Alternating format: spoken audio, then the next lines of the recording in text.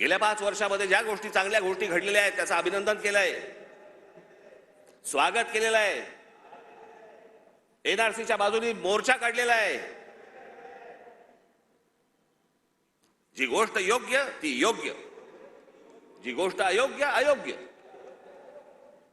या देशाने अमिताभ बच्चन यांच्यावरती प्रेम केलं, मीही प्रेम केलं.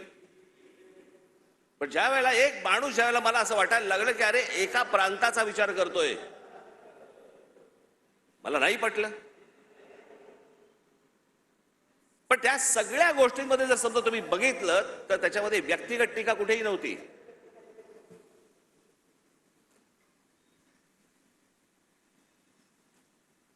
आज उद्धव ठाकरे आणि संजय राऊत ज्या प्रकारची टीका आज नरेंद्र मोदी आणि भारतीय जनता पक्षावरती करतायत, तशी माझी टीका नव्हती. मला काही नको होतं,